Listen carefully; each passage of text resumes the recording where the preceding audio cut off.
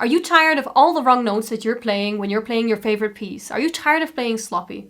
Don't worry, because in this video I'm going to share my favorite exercise to combat sloppiness. Have you ever heard of the expression look before you leap? Well, that's basically all the exercise is. We're going to take time before we play. We're going to make sure that we really know what we're playing before we actually press the keys. Now, there are two ways to do this: the beginner way and the expert way. So we're going to start with the beginner way. Let me show you. So take whatever piece you're playing. I have here in front of me Chopin's Third Ballade. I'll play a few bars for you just so that you know how it sounds.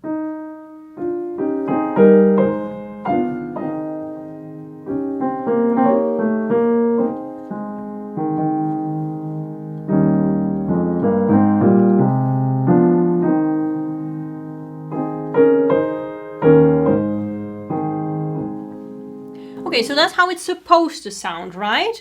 But we're going to do the exercise to combat sloppiness. We're going to take time. So the first way to do the exercise, the beginner's way, if you've never done the exercise before, I would recommend that you simply start with this. You're going to take time, and you're going to take a fixed amount of time. So in advance, you're going to decide.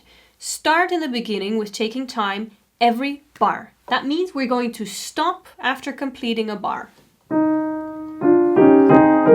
Stop. Think about the next bar. Make 100% sure that you know what you're playing and then continue. We finished a bar, so we're stopping again. We're taking enough time, checking everything,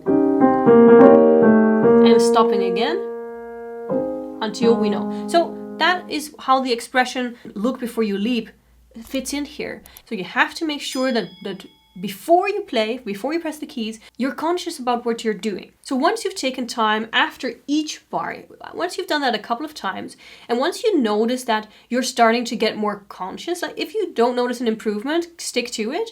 But if you notice already an improvement, you're starting to get more conscious and you're starting to play less sloppy, it's time to already start trying to play two bars together before you take time. So in other words, we're going to kind of expand, right? We're going to play two bars and then we're going to take time. We took two bars. Now we have to think before we play. Take time. Take as much time as you need. We play another two bars. And now we take time again before we continue. So your brain has to work much harder now because it needs to be able to play without mistakes, playing very consciously two bars before taking time. So before your brain has just a moment to catch up. So repeat this exercise, two bars, taking time as often as you need it until it becomes easy for you and until you start seeing an improvement. And just continue on. You can do 3 bars before taking time. You can also jump straight into 4 bars depending on how well it goes. So like I said, this was the beginner's method of doing this. Now let's get to the expert method. Actually, the way I do it and the way Dimitar does it when he practices. This is something we actually pretty much always do when we're practicing. So it really, really works extremely well. And that is the flexible approach. So you just saw the fixed approach. You take time once every bar, once every 2 bars, etc. That's fixed. The expert method is flexible. You only take time when you need. Now, why that's only for more advanced students or professionals? It's because you need to be conscious and you need to feel when you need time. And that just requires a bit more control and a bit more awareness when you're practicing. Actually, if I'm practicing this piece, I will have to practice a different section for you because the first part is just a bit too easy. So here I can imagine. So what I just did, you didn't even hear it, but I already took a little bit more time. I took a little bit more time between these 2 bars. Because I felt I needed more time, I didn't play completely rhythmically. I took time there. I took time again, actually before I start the little run going up.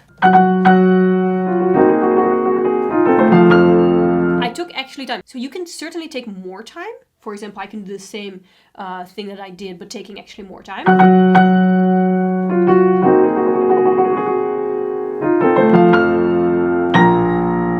But that is basically what I do. I just, you just don't notice it so much as in taking time because it almost sounds like I don't take time. But believe me, I really do take enough time to set up the correct notes and to, for example, between here, I think about the entire run before I allow myself to play it.